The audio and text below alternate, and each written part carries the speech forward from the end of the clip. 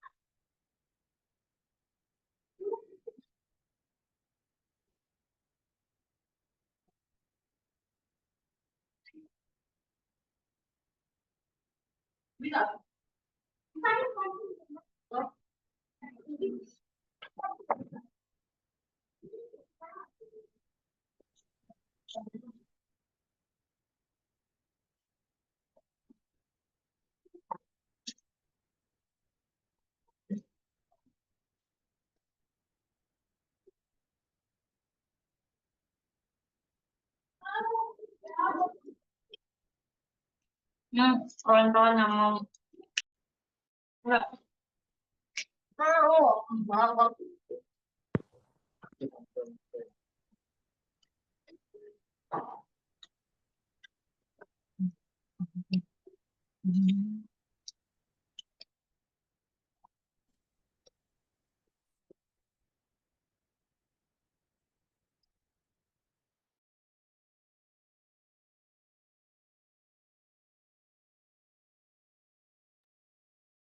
Kayak lagi dalam ampun.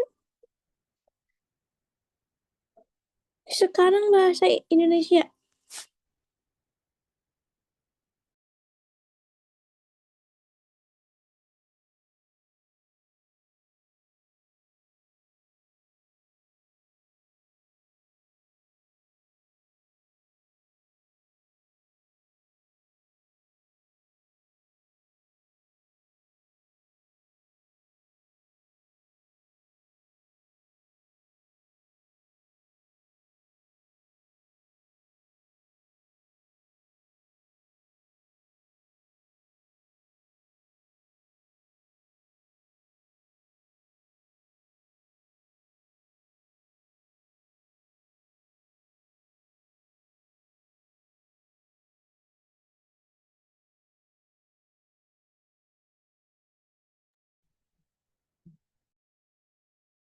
Hai semua.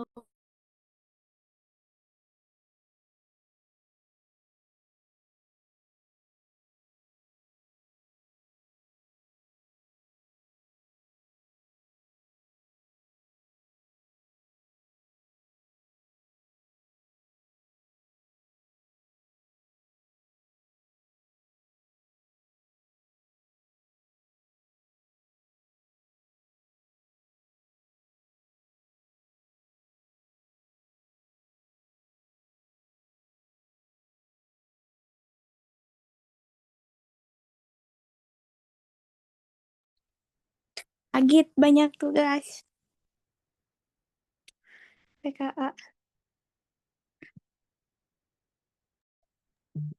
Okay.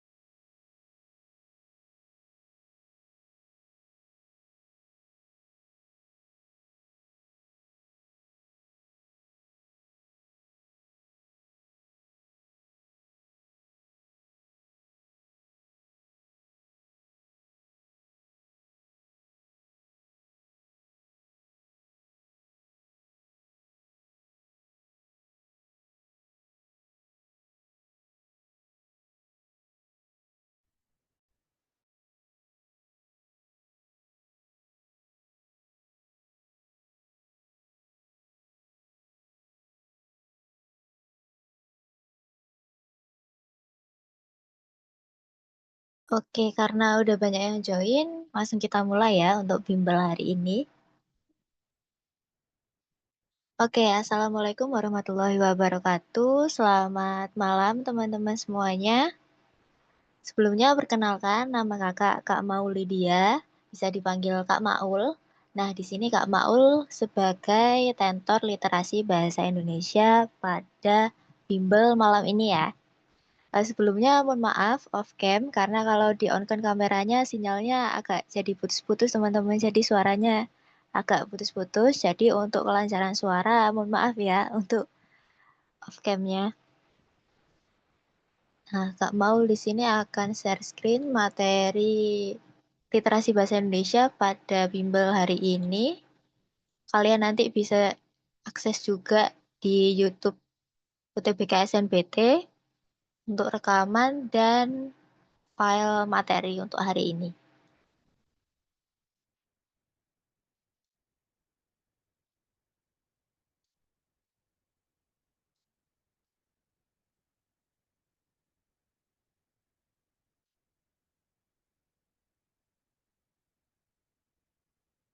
Apakah sudah terlihat untuk PPT-nya?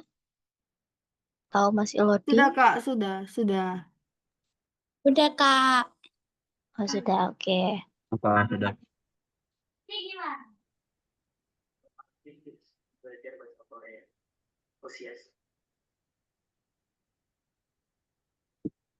Unik sekali Sudah ya terlihat Kak. ya?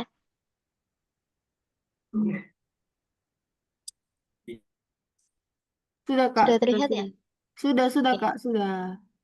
Oke, pada bimbel hari ini kita akan belajar literasi dalam bahasa Indonesia ya untuk UTBK SNBT tahun 2026. Nah, di sini kenapa Kak Maul menggunakan istilah literasi dalam bahasa Indonesia? Karena literasi dalam bahasa Indonesia ini lagi trending teman-teman di UTBK tahun 2025 tahun ini ya. Kenapa? Karena di literasi bahasa Indonesia pada tahun ini ada beberapa teks itu yang menggunakan teks sains seperti biologi, kemudian ada unsur-unsur kimia, fisika, yang mana itu merugikan banget buat anak-anak IPS, tapi sangat menguntungkan bagi anak-anak IPA. Jadi bisa dibilang LBI ini pada UTBK tahun 2025 tahun ini itu jadi impostor teman-teman. Karena dianggap susah dan sulit karena ada beberapa teks yang mengandung sains tersebut.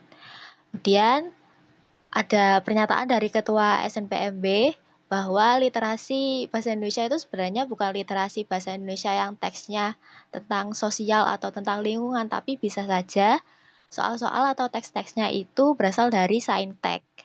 Seperti Kak mau bilang tadi ada unsur-unsur kimia, biologi, dan fisika-fisika tersebut. Jadi bisa dibilang literasi dalam bahasa Indonesia, bukan literasi bahasa Indonesia saja. Kemudian untuk materi literasi bahasa Indonesia itu ada beberapa teks teman-teman. Jadi tidak hanya teks humaniora saja, tapi ada beberapa teks seperti teks umum. Biasanya ada genre-genre inspiratif dan informasi-informasi umum. Kemudian nanti kalian juga akan menemukan teks sastra. Biasanya ada cuplikan-cuplikan novel atau cuplikan-cuplikan cerpen begitu ya. Kemudian teks saintek itu biasanya teksnya itu bergenre eksplanatif, ulasan, dan argumentatif, dan biasanya tentang kesehatan atau biologi, fisika, dan kimia. Jadi kalian harus mempelajari teks-teks yang saintek juga, jangan hanya mempelajari teks-teks yang humaniora saja aja. Jadi harus seimbang antara saintek dan humaniora agar tidak terjebak lagi seperti yang di tahun 2025 ini.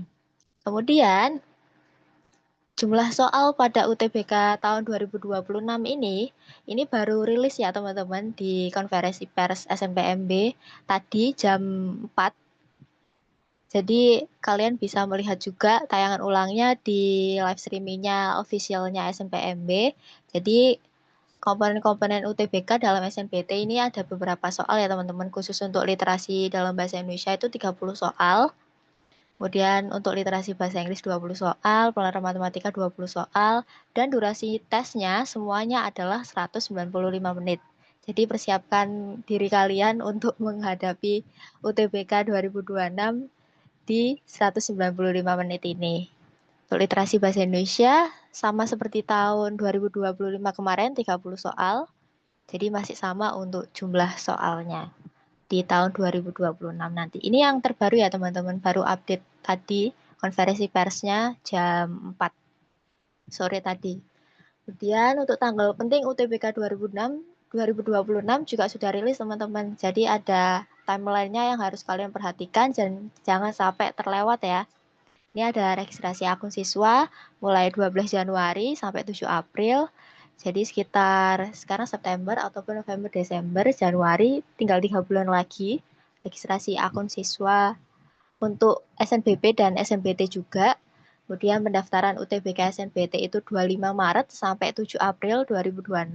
Kemudian ini pelaksanaan UTBK-nya itu hanya satu gelombang ya teman-teman, sama seperti tahun 2025 ini. Itu di tanggal 21 sampai 30 April 2026. Kemudian pengumuman hasil SNBT itu 25 Mei 2026, kemudian masa unduh sertifikat UTBK 2 Juni sampai 31 Juli 2026. Jadi diingat-ingat untuk tanggal-tanggal penting ini. Dan di UTBK SNBT ini teman-teman tidak ada TKA ya. Jadi TKA itu hanya untuk SNBP. Nah, untuk SNBT itu hanya UTBK.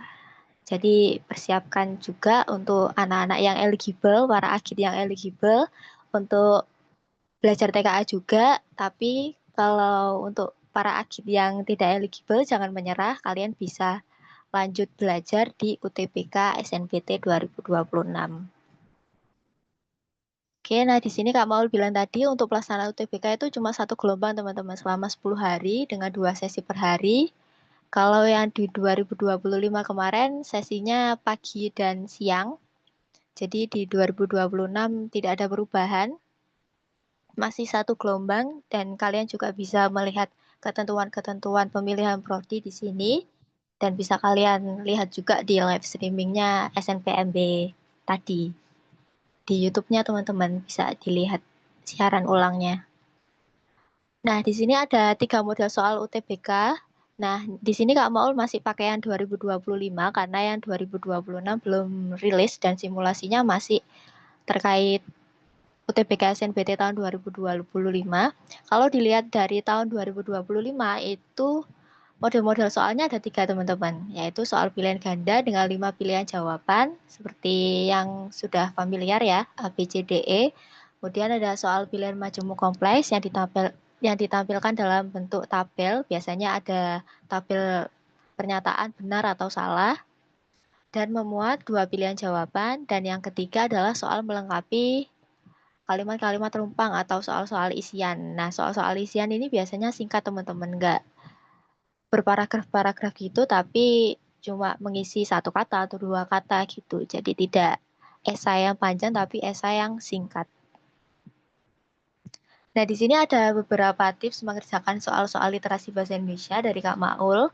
Nah, inti dari semua tips adalah langsung dibaca soalnya ya teman-teman. Tidak perlu dibaca teksnya semuanya, karena kalian hanya punya waktu paling aman itu 1 soal itu 1 menit untuk mengerjakan UTBK literasi bahasa Indonesia ini. Jadi langsung baca soalnya, tidak perlu dibaca semua teksnya. Kemudian jika soalnya itu punya teks yang panjang, kalian itu bisa menggunakan metode eliminasi atau seleksi pilihan jawaban urut dari pilihan A. Jika pilihan A itu salah, kalian langsung beralih ke B. Jika B masih salah juga, kalian beralih ke C dan seterusnya sampai ketemu jawaban yang benar. Itu khusus teks yang panjang. Kemudian kalau teks yang pendek, kalian itu bisa menggunakan metode kata kunci, teman-teman. Jadi pilih salah satu kata kunci yang ada di soal, kemudian cari dan cocokkan yang ada di teks. Apakah sudah betul atau tidak. Dan jika sudah menemukan kata-kata kunci tersebut, biasanya jawabannya itu ada di setelah kata kunci tersebut atau di sebelum kata tersebut. Jadi bisa digunakan tips mengerjakan soal-soal literasi bahasa Indonesia ini. Dan bisa juga kalian terapkan di literasi bahasa Inggris ya, karena sama-sama ada teksnya. Sudah siap teman-teman untuk belajar UTBK? Bisa ditulis di kolom chat nih. Sudah siap atau belum?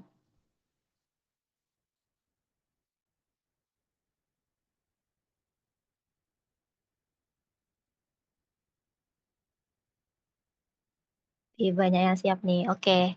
Nah, di sini Kak Maul punya sekitar 20 soal. Jadi untuk soal-soalnya berupa teks ya, sama seperti di literasi bahasa Inggris teman-teman. Nanti ada pembahasannya juga. Nah, nanti kalau misal masih ada waktu, kita tambah untuk soalnya menjadi 5. Jadi totalnya ada 25 jika masih ada waktu. Jadi kita sampai jam 20.30 ya teman-teman. 1 jam 30 menit. Nah, ini ada latihan-latihan soal. Nah, di sini ada yang pertama teman-teman. Langsung dibaca soalnya ya. Berdasarkan teks tersebut, kalimat yang menunjukkan portofolio milik PT Hutama Karya adalah kira-kira apa nih? Bisa dikerjakan selama sekitar 1 menit ya teman-teman. Kalau sudah menemukan jawabannya, bisa langsung jawab di kolom chat Zoom.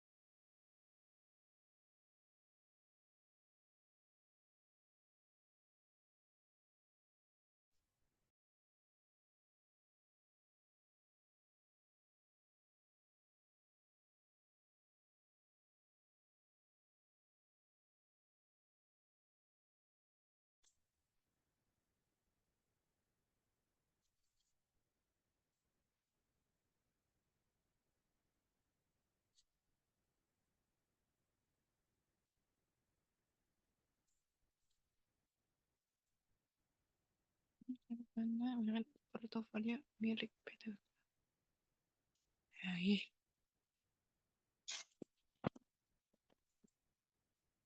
Ingatkan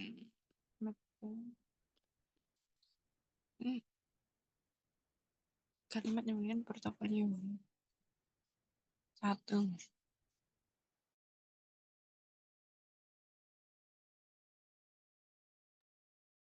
Oke, jawabannya bervariasi nih. Ada yang menjawab A, ada yang menjawab D, kemudian ada yang menjawab E. Oke, kita lihat ke pembahasan. Apakah jawaban kalian benar, teman-teman? Oke, berdasarkan teks tersebut, kalimat yang menunjukkan portofolio milik PT Hutama Karya adalah, nah di sini ada kata kunci ya teman-teman, portofolio. Nah, kita lihat kira-kira di kalimat mana yang ada kata portofolionya. Nah, ada di sini ya teman-teman. Karena telah memiliki portofolio yang cukup banyak dalam membangun proyek strategis di Kalimantan. Nah, kalimat yang menunjukkan portofolio milik PT Hutama Karya adalah, yang benar adalah yang D, teman-teman. Kalimat 4, yaitu kalimat selanjutnya.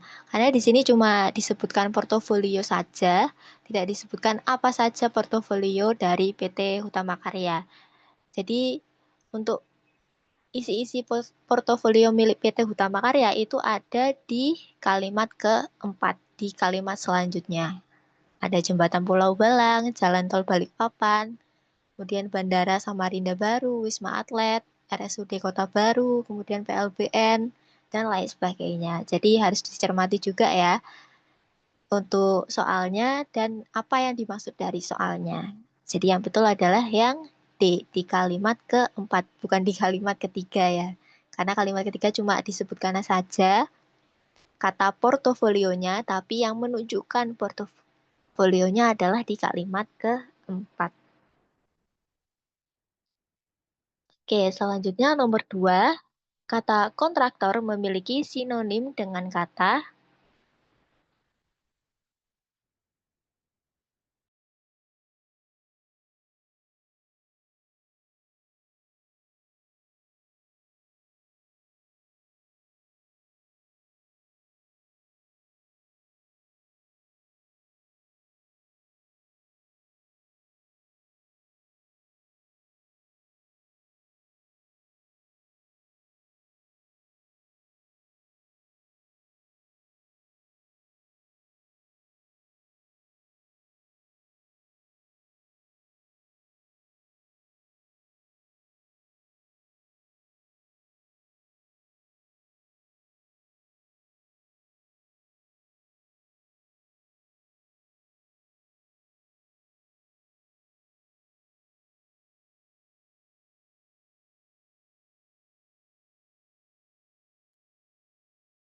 Oke, jawabannya bervariasi ya. Ada yang B, kemudian ada yang A, kemudian ada yang E.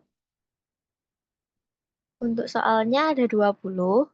Nanti kalau masih ada waktu lagi, kita berlatih 5 soal lagi ya teman-teman.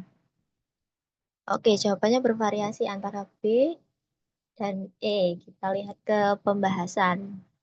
Kata kontraktor memiliki sinonim dengan kata. Nah, kalian bisa melihat teman-teman di KBBI untuk sinonim kan kesamaan kata. Jadi kalian bisa melihat makna yang sama itu di KBBI. Jadi di sini kalau di KBBI atau di aplikasi atau di web, kontraktor itu artinya pemborong atau anemer. Jadi yang sama dengan kata kontraktor ini kira-kira yang mana? Pasti yang A ya teman-teman, pemborong. Jadi jawaban yang betul adalah A, pemborong. Sinonim dari kata kontraktor. Dan kalian juga bisa lihat-lihat dan belajar juga di KBBI. Karena di sana biasanya ada sinonim-sinonim, kemudian ada antonim-antonim. Kalian bisa belajar juga di sana dan sering-sering buka websitenya KBBI juga teman-teman. Untuk mengetahui sinonim-sinonim atau persamaan-persamaan kata. Oke, kita beralih ke nomor 3. Nah, nomor 3 ini teksnya berbeda tentang Ethiopia. Untuk soalnya adalah ide pokok bacaan di atas adalah, nah yang dicari adalah ide pokok. Bisa dikerjakan sekitar 1 menit ya teman-teman.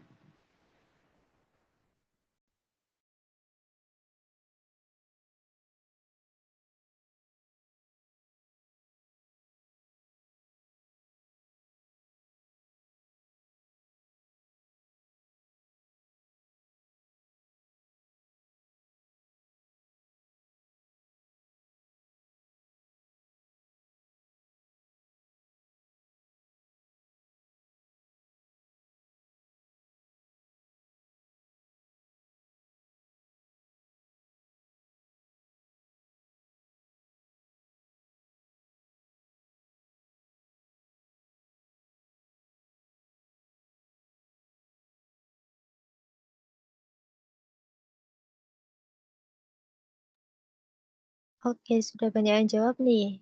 Banyaknya menjawab D, kemudian ada yang menjawab E, ada yang menjawab C, ada juga yang menjawab B. Oke, kita langsung ke pembahasan. Nah, soal yang dimau adalah ide pokok bacaan di atas adalah, nah, ide pokok itu biasanya terdapat di awal-awal kalimat ya teman-teman. Jadi kalian bisa langsung melihat awal-awal kalimat itu membahas tentang apa.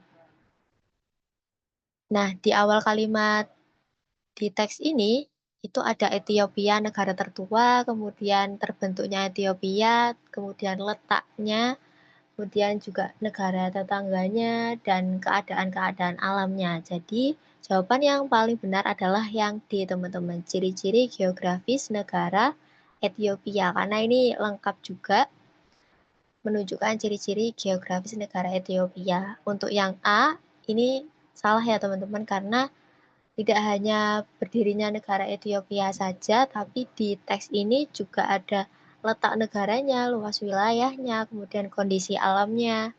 Kemudian kalau yang B sama juga seperti yang A, kemudian yang C juga sama seperti yang A. Jadi tidak hanya tentang letak atau usia, tapi keseluruhan juga ya teman-teman. Jadi dicari juga keseluruhan jawaban-jawaban yang memuat keseluruhan teks tersebut. Jadi jawabannya adalah yang D, ciri-ciri geografis negara Ethiopia. Oke, kita beralih ke soal selanjutnya, masih dengan teks yang sama. Pernyataan berikut berhubungan baik secara eksplisit maupun implisit dengan bacaan di atas, kecuali, nah ada kecualinya ini teman-teman. Biasanya yang rancu dan lumayan menjebak ini adalah kecuali ini. Jadi kira-kira yang mana nih?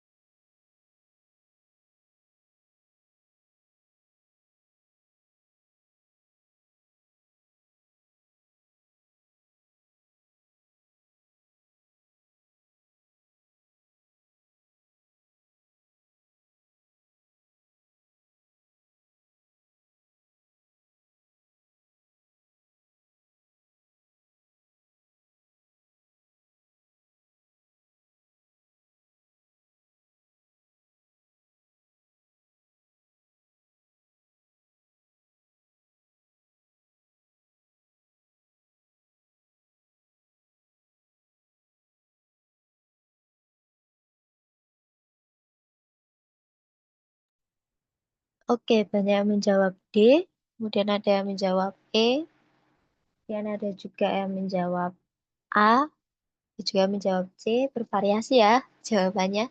Oke, kita masuk ke pembahasan. Pernyataan berikut berhubungan baik secara eksplisit maupun implisit dengan bacaan di atas kecuali.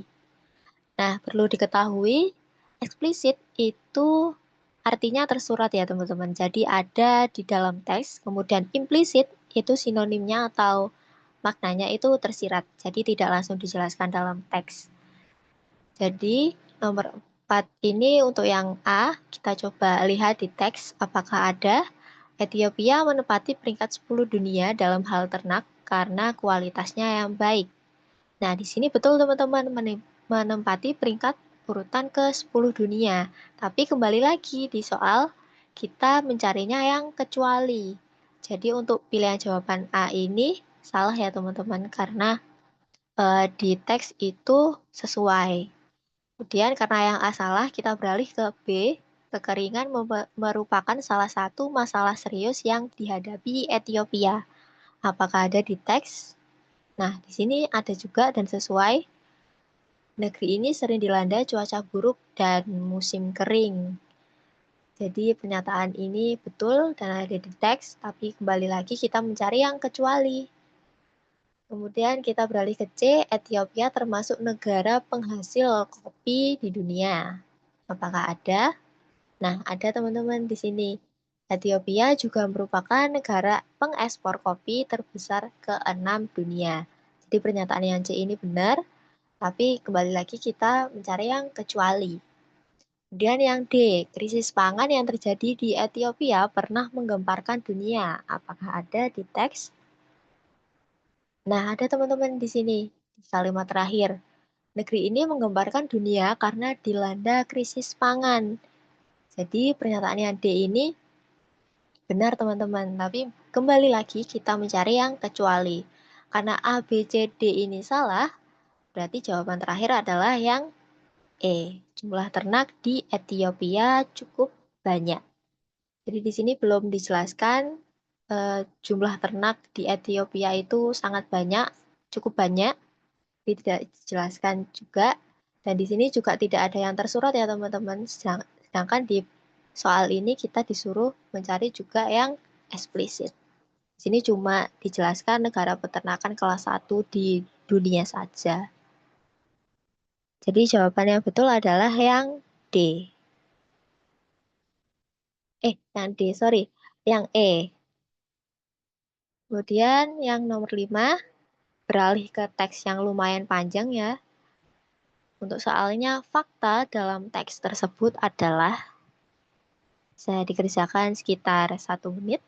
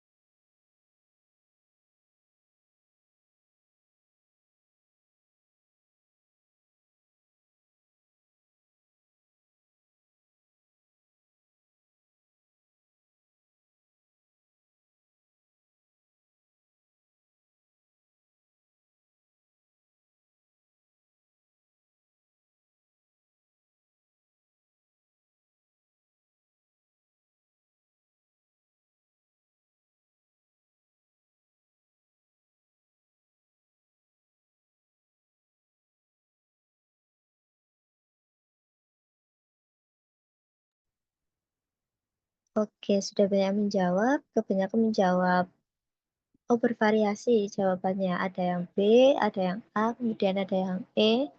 Kita lihat ke pembahasan. Fakta dalam teks tersebut adalah, nah kita harus mencari fakta ya teman-teman, jadi harus ada di teks juga. Kita coba yang A, perbaikan sekolah akibat gempa Cianjur selesai dalam 3 bulan. Apakah betul? Nah, di sini Presiden Joko Widodo hanya meminta agar perbaikan bangunan sekolah yang rusak akibat gempa Cianjur itu beres dalam 3 bulan, teman-teman. Jadi, bukan selesai dalam 3 bulan, tapi akan selesai dalam 3 bulan. Karena ini permintaannya Presiden Jokowi untuk perbaikan. Jadi, tidak pasti selesai dalam 3 bulan. Jadi, yang A ini salah ya, teman-teman, karena tidak sesuai dengan yang disebutkan di teks. Dan kita lihat yang B, kerusakan infrastruktur di Cianjur sebanyak 245 sekolah. Kita lihat apakah benar dan sesuai di teks. Nah, di sini dijelaskan bahwa kerusakan infrastruktur pendidikan akibat gempa di Cianjur sebanyak 245 sekolah. Nah, sesuai ya teman-teman, 245 sekolah, kemudian kerusakan infrastruktur. Jadi yang betul adalah yang B, kerusakan infrastruktur di Cianjur sebanyak 245 sekolah. Nah, tadi banyak juga yang menjawab D, sebanyak 200 unit sekolah akan selesai pada bulan Desember. Nah, di sini juga kurang tepat karena di sini tidak disebutkan 200 unit sekolah. Di sini hanya disebutkan 200 unit saja, teman-teman. Jadi kurang tepat juga. Jadi jawaban yang betul adalah yang B. Kemudian nomor 6 masih dengan teks yang sama.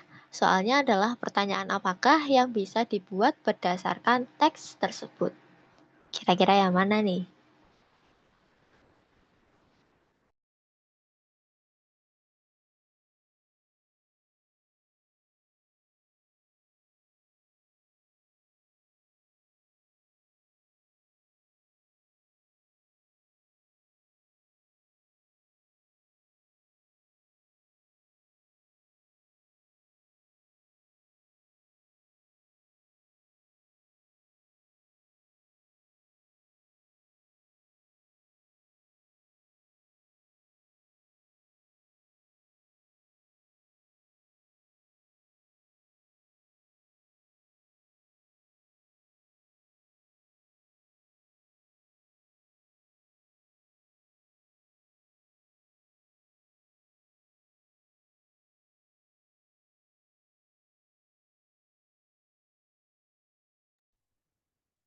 Oke, ada yang menjawab A, kemudian ada yang menjawab E, ada yang menjawab B, dan ada yang menjawab C juga.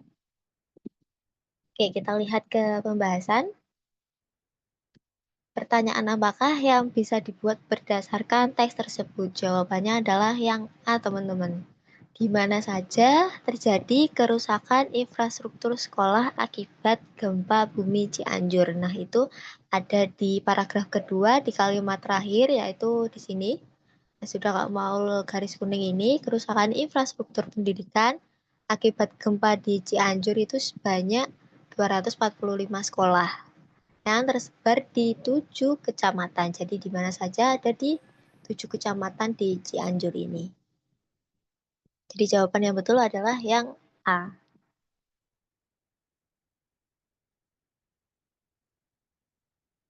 Oke, untuk materinya nanti di-share di YouTube UTBK SNBT. Pastikan kalian udah follow dan subscribe. Nanti akan dikirim di sana untuk materi dan recording bimbel hari ini. Iya, betul. Jawabannya yang harus ada di teks. Oke, nah kita beralih ke nomor 7. Nah, di nomor 7 ini ada model soal yang baru, teman-teman. Bukan FBJ-an lagi, tapi model soal majemuk kompleks. Jadi ada pernyataan, kemudian kalian harus menjawab apakah pernyataan itu benar atau salah. Dan ini ada 3 pernyataannya, teman-teman. Jadi silahkan dijawab apakah yang A ini benar atau salah, kemudian yang B benar atau salah, kemudian yang C benar atau salah.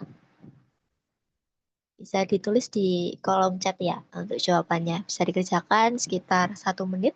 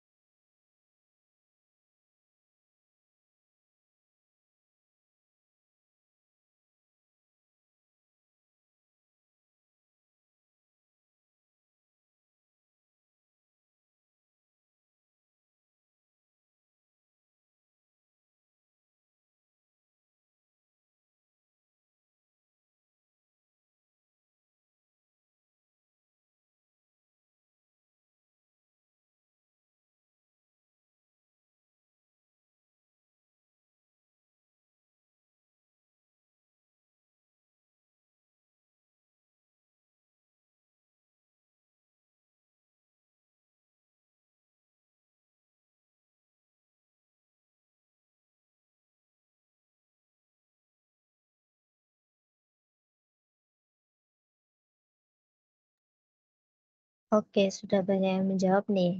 Ada yang salah benar-benar, ada benar-benar salah, kemudian ada yang salah, salah, salah. Oke, kita lihat ke pembahasan. Oke, kita ke yang A terlebih dahulu ya teman-teman. Kerusakan sekolah di Cianjur dipastikan selesai dalam waktu kurang dari 3 bulan. Apakah benar atau salah? Nah, salah teman-teman. Pernyataan yang A ini salah. Kenapa? Karena itu hanya permintaan Jokowi, jadi masih belum pasti selesai dalam waktu kurang dari 3 bulan. Nah, ada di kalimat yang ini ya, Presiden Jokowi meminta agar perbaikan bangunan sekolah beres dalam 3 bulan. Tapi masih belum pasti itu selesai 3 bulan atau tidak, karena masih permintaan. Jadi, pernyataan yang A ini salah. Dan kita beralih ke yang B. 4 unit RISHA telah selesai dibangun di Desa Sirnagali per 7 Desember 2022. Kita lihat di sini ada per 7 Desember 2022.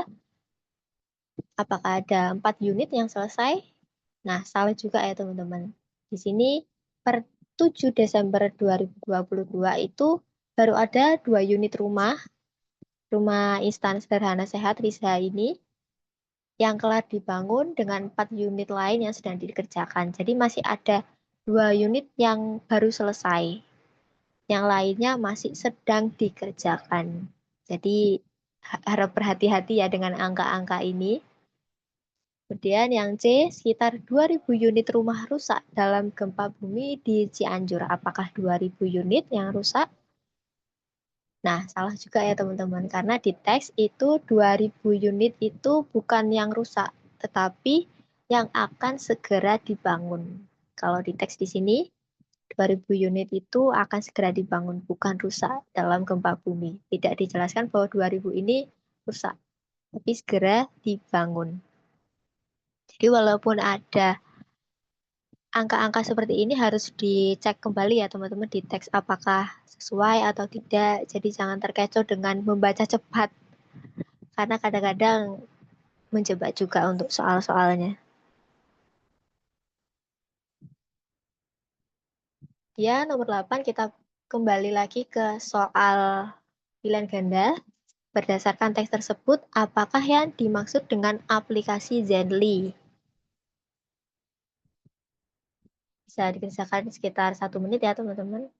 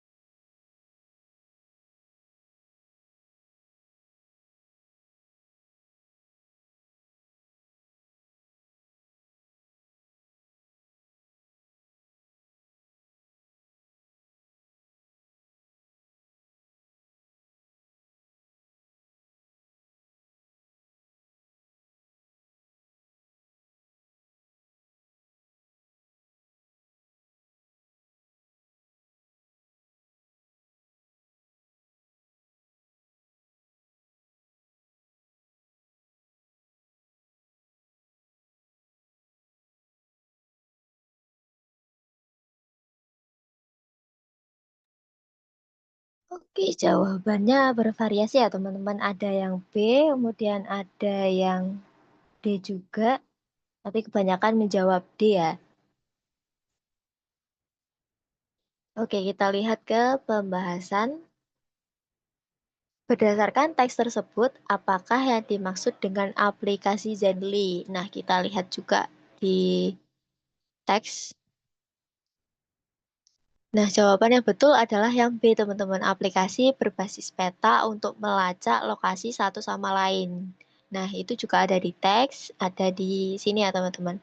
Aplikasi Zenly sangat berguna untuk memantau keluarga. Nah, di sini juga ada kutipan dari akun-akun lain bahwa Zenly ini membantu untuk memantau keluarga. Jadi, bisa disimpulkan bahwa aplikasi Zenly ini adalah aplikasi berbasis peta untuk melacak lokasi satu sama lain. Kemudian yang A, kalau kalian menjawab A itu pernyataannya itu salah karena bisa jadi tidak hanya Zenly teman-teman yang dibeli oleh Snap pada tahun 2017, bisa jadi aplikasi-aplikasi lain tidak hanya Zenly, jadi kurang detail juga. Kemudian untuk yang C juga salah karena tidak dijelaskan fungsinya apa. Aplikasi yang bekerja secara mandiri tanpa integrasi dari Snapchat itu fungsinya untuk apa? Tidak dijelaskan. Kemudian yang D dan E juga sama, tidak dijelaskan fungsinya untuk apa. Karena biasanya untuk definisi itu ada penjelasan tentang fungsi dan lebih detail. Kemudian nomor 9, masih dengan teks yang sama, sejak artikel tersebut dipublikasikan, berapa lama lagi aplikasi Zenly akan ditutup? Kalian bisa cari di sini dan cocokkan juga di teks. Apakah sudah betul atau belum?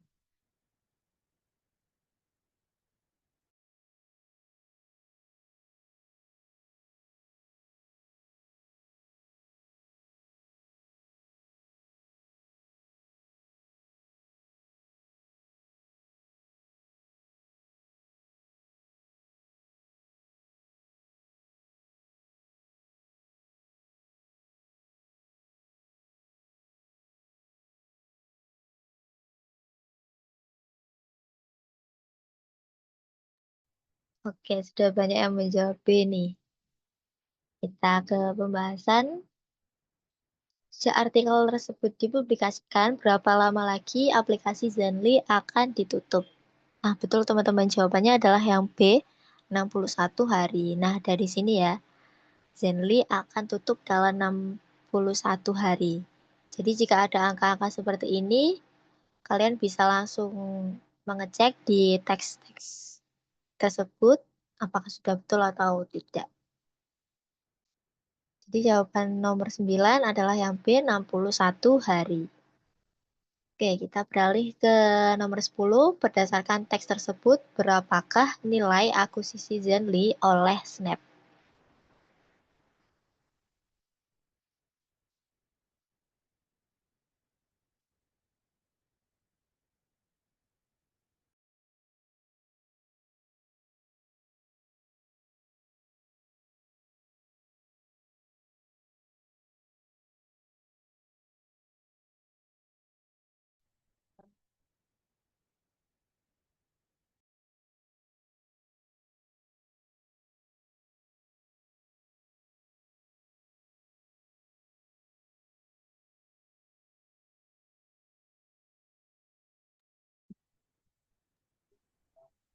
Oke, banyak yang menjawab D ya.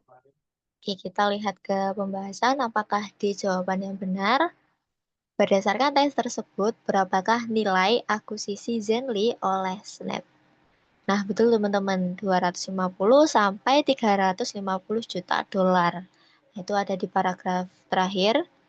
Di sini sekitar 250 juta hingga 350 juta dolar untuk nilai akuisisinya. Jadi jawabannya betul adalah yang D. Oke, kita beralih ke teks yang baru. Pernyataan yang berhubungan dengan bacaan di atas adalah kira-kira yang mana nih? Bisa dikerjakan sekitar 1 menit.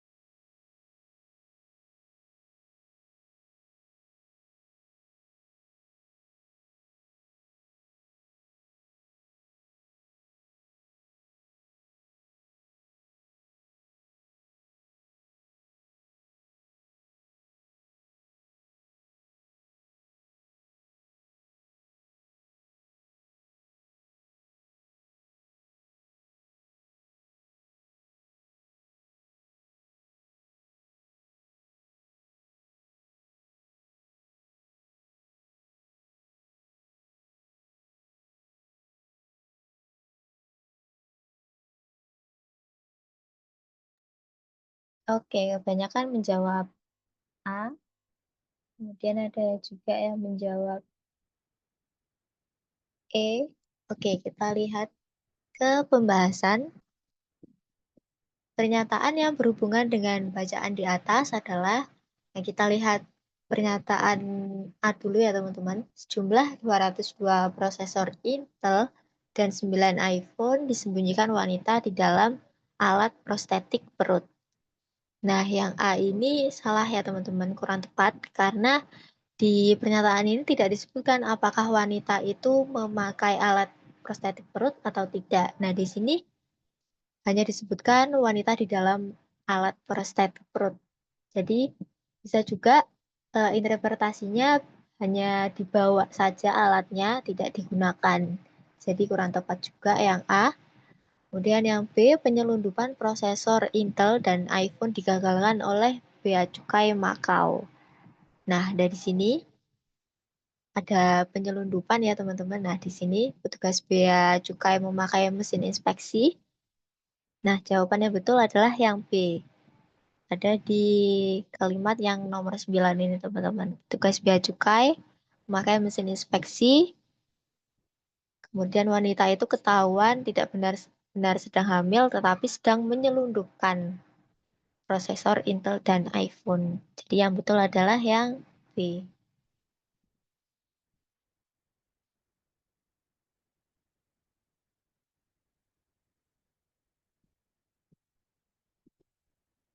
Kemudian nomor 12, kalimat yang bersifat non-formal terdapat pada kalimat keberapa nih?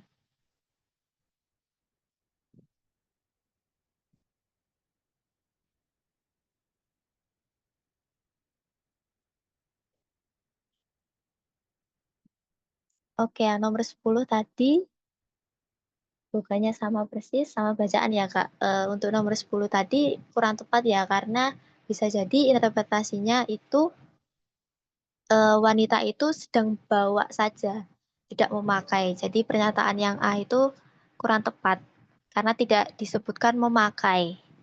Padahal di teks itu disebutkan memakai ya teman-teman.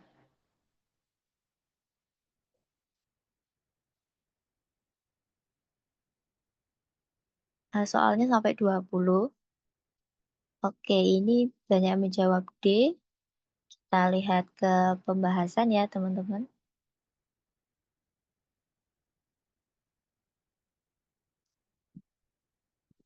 Oke, pembahasannya kalimat yang bersifat non-formal terdapat pada, nah ada di kalimat ke-8. Nah, kalimat yang non-formalnya itu adalah agak dan memang. Jadi ini agak kurang formal ya teman-teman, agak kurang etis memang untuk mengamati penampilan wanita hamil. Formalnya adalah dalam skenario normal agak kurang etis untuk mengamati penampilan wanita hamil. Jadi memangnya ini dihapus agar terlihat lebih formal. Kalau ada memang, ini terlihat non formal memang.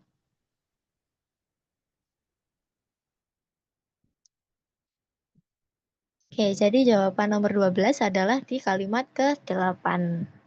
Oke, kita beralih ke soal selanjutnya masih dengan teks yang sama. Inti bacaan di atas adalah, kira-kira yang mana nih?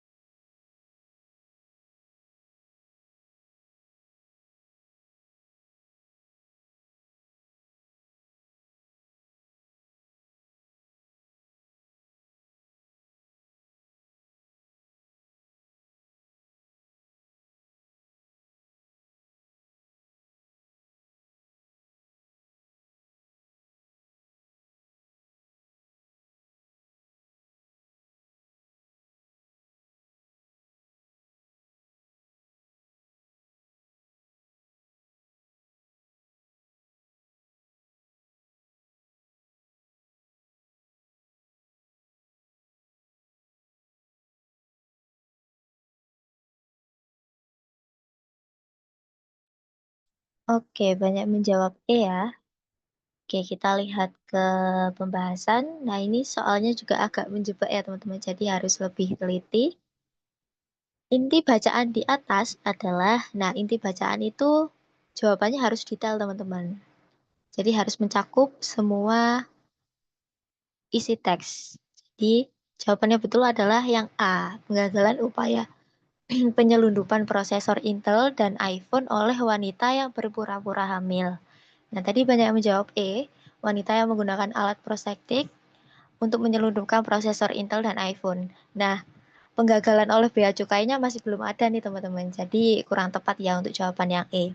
Kalau jawaban yang A sudah mencakup semuanya dan detail penggagalan upaya penyelundupan prosesor Intel oleh wanita yang berpura-pura hamil. Jadi lebih detail, ada 2 konteks. Kalau yang E hanya 1 konteks saja. Jadi jawaban yang betul adalah yang A.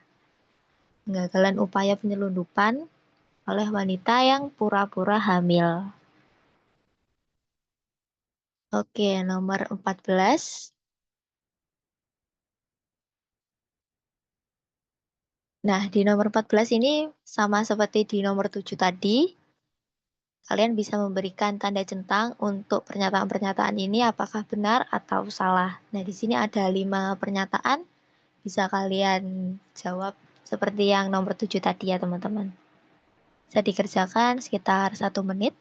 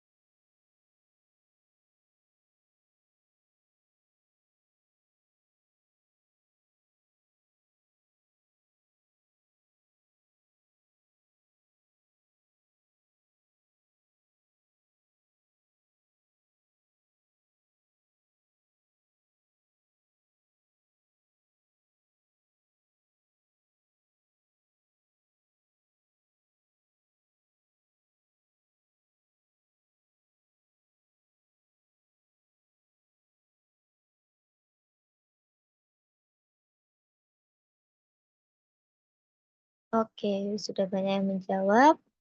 Mari kita lihat ke pembahasan. Nah, kita bahas yang pernyataan A terlebih dahulu ya. Perut wanita yang berpura-pura hamil berukuran tidak wajar untuk usia kehamilannya. Apakah sesuai dengan teks? Nah, di sini ada ya teman-teman, petugas tak begitu percaya karena menurutnya perut wanita itu terlalu besar untuk usia kehamilan tersebut. Jadi tidak wajar ya. Jadi Jadi pernyataan yang A ini benar karena sesuai dengan yang disebutkan di teks. Kemudian kita beralih ke B, ponsel dan prosesor komputer diselipkan di dalam alat prostetik. Apakah ada? Nah, di kalimat nomor 10 ini ada ya teman-teman. Wanita itu memakai alat prostetik perut untuk menyembunyikan ponsel dan prosesor tersebut. Jadi untuk yang B juga benar.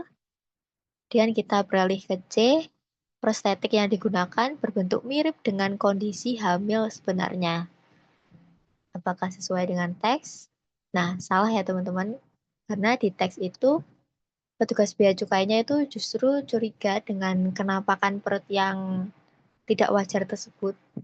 Walaupun menggunakan alat prostetik, tapi tidak wajar bentuknya. Jadi, yang pernyataan C ini salah. Kemudian untuk yang pernyataan D juga salah, karena bea cukai itu curiga, tapi di sini tulis tidak curiga, padahal bea cukainya itu curiga. Kemudian yang E, pemeriksaan tubuh wanita dilakukan di Cina. Nah, benar ya teman-teman, ada di sini. Di Pelabuhan Gongpei di Zhuhai, Cina. Jadi jawabannya adalah benar-benar, salah-salah, benar.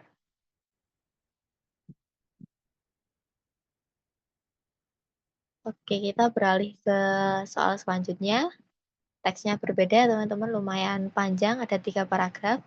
Berdasarkan teks tersebut, kapan layanan SMS untuk ponsel dirilis? Nah, di sini sudah ada angka-angkanya, jadi kalian tinggal mencocokkan di teks yang ada angkanya.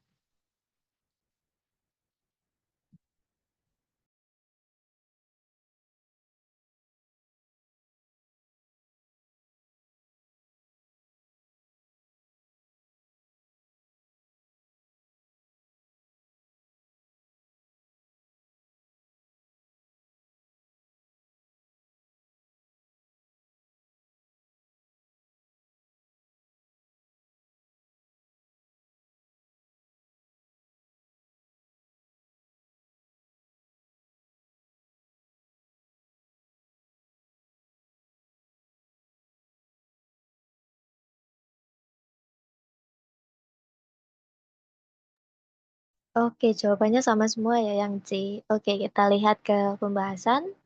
Berdasarkan teks tersebut, kapan layanan SMS untuk ponsel dirilis? Nah, ada di sini ya teman-teman. Teknologi ini pertama kali hadir 3 Desember 1992. Jadi jawaban yang betul adalah yang B. Teknologi SMS itu pertama kali hadir di 3 Desember 1992.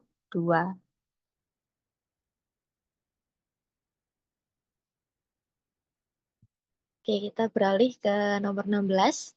Berdasarkan teks tersebut, apakah salah satu fungsi SMS yang masih digunakan hingga saat ini?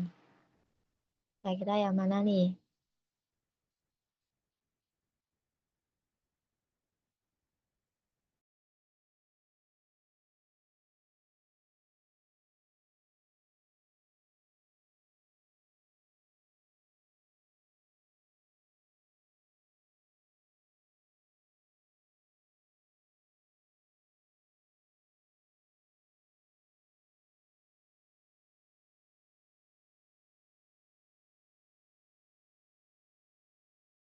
Oke, sebentar. Untuk yang soal sebelumnya banyak yang komen ada di paragraf 2. Sebentar.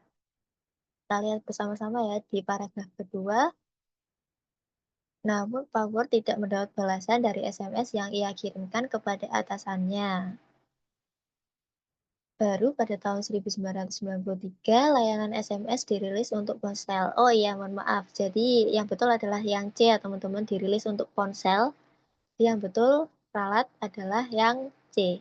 Jadi yang B ini salah ya teman-teman. Yang betul adalah yang C. Betul ada di paragraf kedua. Terima kasih ya teman-teman untuk koreksinya.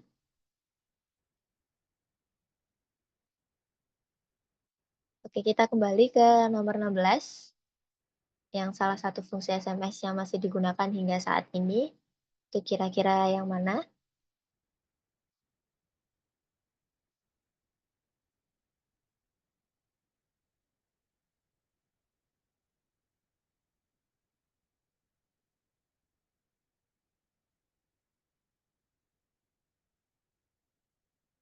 Oke, sama juga banyak yang menjawab C. Oke, kita lihat ke pembahasan.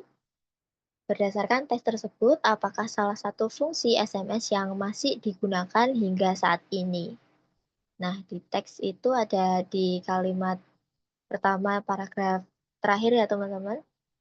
Beberapa layanan yang masih menggunakan SMS. Nah, jawaban selanjutnya itu seperti untuk OTP. Jadi, betul jawabannya adalah yang C. Untuk mengirim OTP atau kode-kode OTP ini yang masih digunakan hingga saat ini. Oke, kita beralih ke nomor 17, pernyataan yang tidak berhubungan dengan isi bacaan. Kira-kira yang mana nih? Ini sama dengan soal-soal yang ada kecuali-kecuali.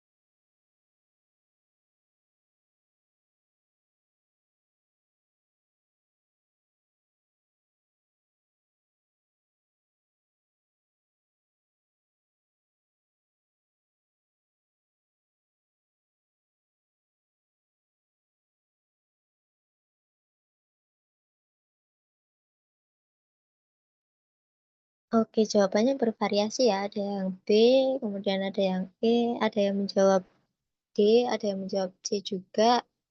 Oke, kita lihat ke pembahasan. Pernyataan yang tidak berhubungan dengan isi bacaan. Nah, kita coba yang A terlebih dahulu. Kolaborasi antar seniman menghasilkan sebuah pertunjukan yang unik. Apakah ada atau tidak di teks? Nah, ada teman-teman ternyata di paragraf ketiga di sini. Kolaborasi antar seniman, termasuk sutradara, penata musik, perancang busana, itu menghasilkan sebuah pertunjukan yang detail. Nah, ada pertunjukan ya di sini sama, di sini menghasilkan sebuah pertunjukan juga. Jadi jawaban yang A ini ada di paragraf 3. Kembali lagi kita mencari yang tidak berhubungan dengan isi bacaan. Jadi pilihan jawaban A ini salah ya teman-teman. Dan kita lihat yang B, pementasan drama tari yang mempertimbangkan temuan-temuan arkeologis pada sebuah candi merupakan sesuatu yang relatif baru. Kira-kira ada atau tidak di teks? Ternyata tidak ada ya teman-teman, jadi tidak berhubungan.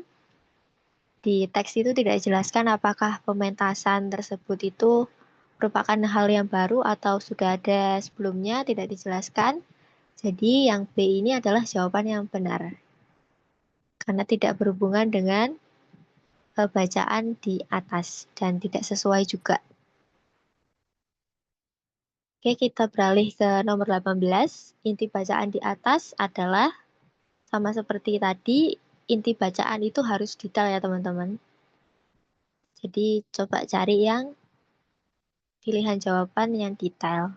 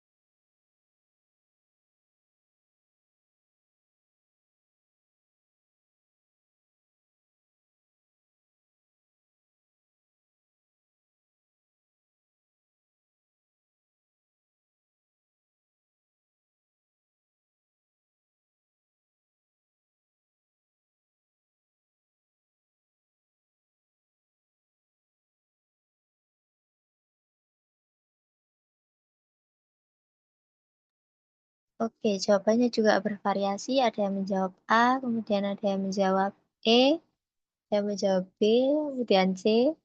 Oke, kita lihat ke pembahasan. Kira-kira mana jawaban yang benar? Inti bacaan di atas adalah, nah kita lihat yang A dulu.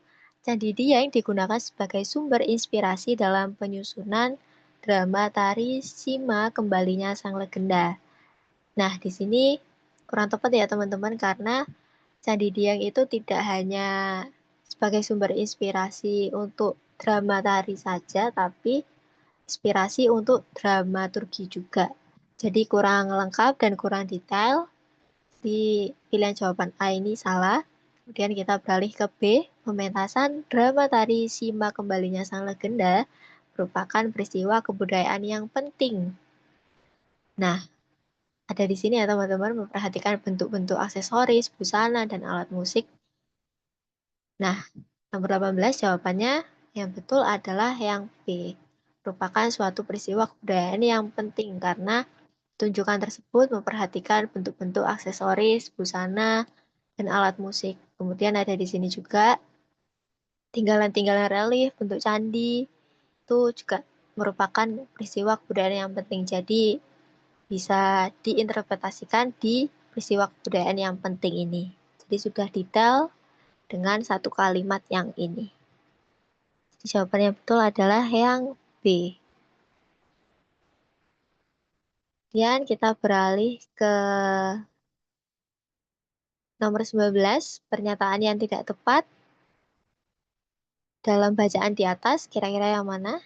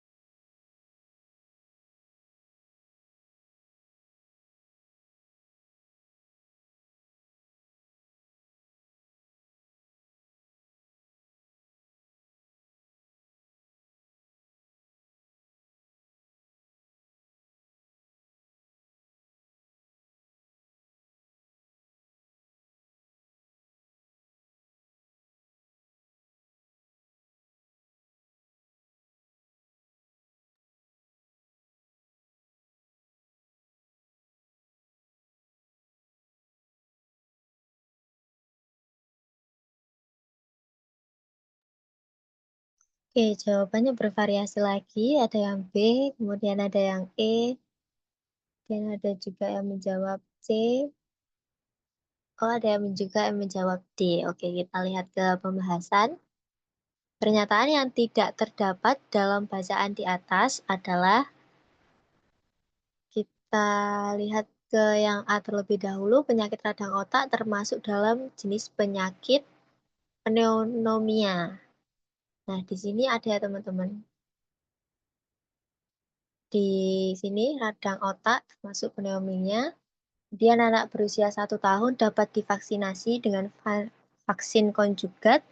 Itu juga ada di teks. Kemudian jumlah pemberian vaksin pada anak-anak dan dewasa berbeda. Itu juga ada di teks. Kemudian yang ini, vaksinasi pneumokok membasmi kuman Streptococcus pneumoniae. Nah, ini tidak ada di teks teman-teman, karena di teks itu hanya menyebutkan menurunkan resiko penularan kuman tersebut, bukan membasmi kuman. Jadi tidak tepat dan tidak terdapat di dalam teks juga. Jadi yang betul adalah langsung aja yang D. Nah, di sini juga termasuk teks sains ya teman-teman, ada biologinya. Jadi untuk para agit atau gap year yang alumni anak IPS atau agit-agit IPS, jangan kaget kalau ada teks tentang sains atau biologi. Kemudian untuk nomor 20, topik bacaan di atas adalah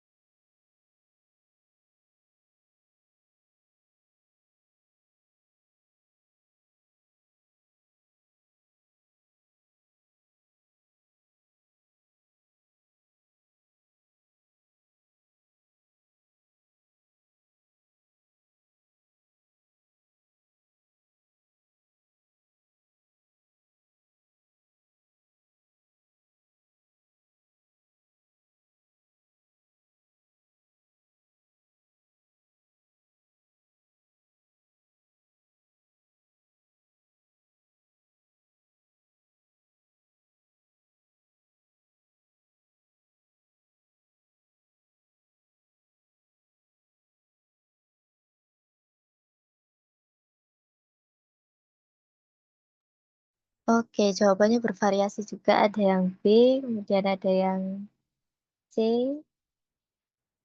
kemudian ada juga yang menjawab E. Oke, kita lihat ke pembahasan. Kalau soal pilihan ganda seperti ini tidak bisa milih semuanya ya, karena bukan termasuk tipe soal yang ada di tabel-tabel begitu. Jadi harus pilih salah satu, mau nggak mau harus pilih salah satu. Oke, kita ke pembahasan. Topik bacaan di atas adalah, nah perlu diingat teman-teman untuk topik itu biasanya ada di awal-awal kalimat. Jadi kalian harus melihat awal-awal kalimat itu ada teks apa saja, ada kata apa saja, ada kalimat apa saja. Nah, di awal-awal kalimat itu ada kata imunisasi pneumokok dan di paragraf-paragraf selanjutnya juga mencantumkan kata vaksin pneumokok atau pneumokok saja. Jadi bisa dibilang topik bacaan di atas adalah yang B, imunisasi pneumokok, karena ada di kalimat yang awal-awal. Jadi bisa kalian langsung jawab, topik bacaan itu ada di awal kalimat. Di awal kalimat ada kata apa saja, ada kalimat apa saja. Nah, itu langsung dicocokkan di pilihan jawaban yang kalian lihat di sini. Oke, jadi jawabannya betul adalah yang B. Oke, karena waktunya tinggal dikit ya teman-teman. Untuk 5 soalnya kita tunda terlebih dahulu sambil menunggu beberapa menit selanjutnya bisa kita pakai sharing-sharing. Kalian bisa sharing-sharing apa saja terkait LBI atau literasi bahasa Indonesia. Kira-kira apa kendalanya atau kalian punya tips-tips tersendiri bisa di sharing-sharing dengan teman-teman lainnya atau akit-akit lainnya. Bisa ditulis di kolom chat kalau mau sharing-sharing. Nah, bisa disebutkan nih kendalanya apa aja. Apakah teksnya yang terlalu panjang, sepanjang harapan orang tua, atau bagaimana kendalanya?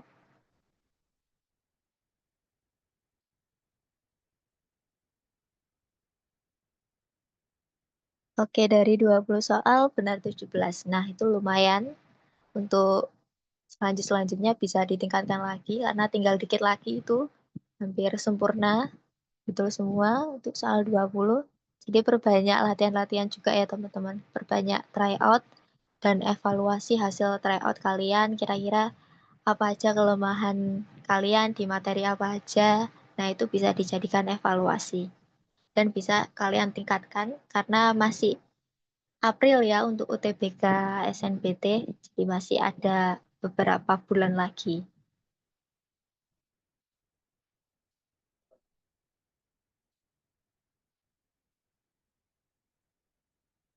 Oke, tahun lalu ada soal LBI bentuk kimia. Iya, memang menjadi trending topik juga di kalangan para peserta UTBK di tahun 2025. Ada yang bilang ada kimianya, ada biologinya, ada fisikanya. Nah, itu sudah dikonfirmasi juga teman-teman sama Ketua SNPMB bahwa literasi bahasa Indonesia ini tidak hanya mencakup teks-teks sosial seperti yang kalian lihat kayak ada lingkungan atau hutan atau sosial-sosial lainnya, tapi juga kemungkinan muncul soal-soal atau teks-teks yang berhubungan dengan kimia.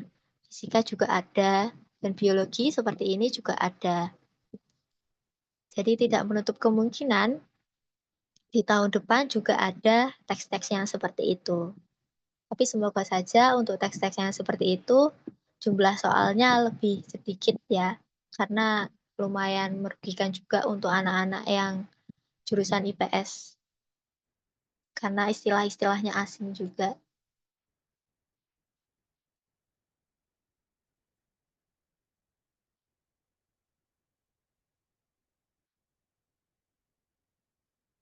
Nah, betul yang IPS juga harus banyak-banyak melihat atau membaca teks-teks yang sains juga, agar tidak kaget ketika mengerjakan UTBK kok ada soal-soal IPA. Jadi untuk yang tahun ini dijadikan pelajaran ya teman-teman, bahwa tidak semua soal literasi bahasa Indonesia itu mengandung teks-teks yang ke arah sosial, tapi juga ada teks-teks yang ke sains, agar seimbang juga.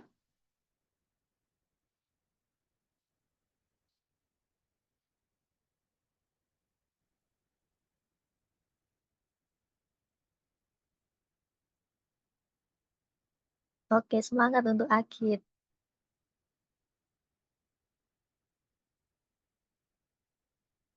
Oke, tips khusus untuk mengerjakan LBI itu biasanya kalian bisa cek-cek di EYD, kemudian banyak-banyak membaca, karena tidak menutup kemungkinan soal-soal LBI itu juga ada soal-soal tentang majas, soal-soal tentang struktur kebahasaan, struktur kalimat. Jadi kalian juga harus banyak-banyak membaca aturan atau panduan penulisan kata di EYD atau di KBBI, bentuk baku atau tidak baku. Nah, itu juga harus sering dibaca, dilihat, dan dipelajari untuk mengerjakan soal-soal LBI, karena pada intinya LBI itu adalah banyak-banyak membaca dan banyak-banyak berlatih. Karena kadang kalimat-kalimatnya itu ada diubah, strukturnya ada yang diubah, jadi kalian harus mengetahui aturan penulisan yang benar itu bagaimana, dan membacanya juga harus dilatih.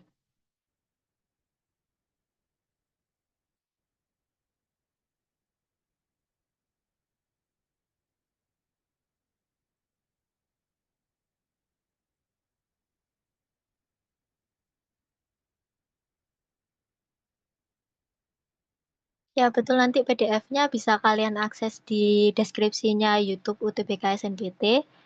Kemungkinan akan diupload besok pagi ya teman-teman. Jadi pastikan kalian stay tune di YouTube-nya UTBK SNBT. Kalian bisa melihat ulang tayangan bimbel pada hari ini. Dan di deskripsi YouTube-nya bisa kalian akses PDF untuk materi hari ini. Jadi jangan khawatir materinya tidak di-share besok di YouTube-nya UTBK SNBT.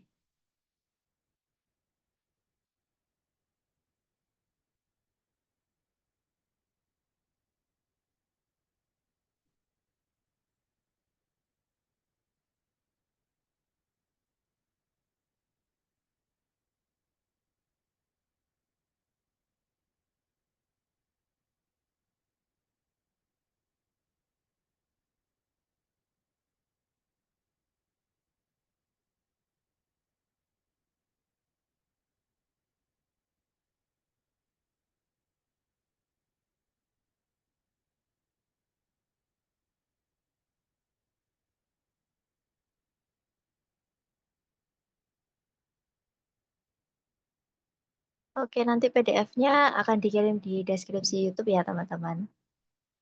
Oke, karena waktunya sudah mepet, bisa kita akhiri ya, teman-teman, untuk bimbel literasi bahasa Indonesia pada kali ini.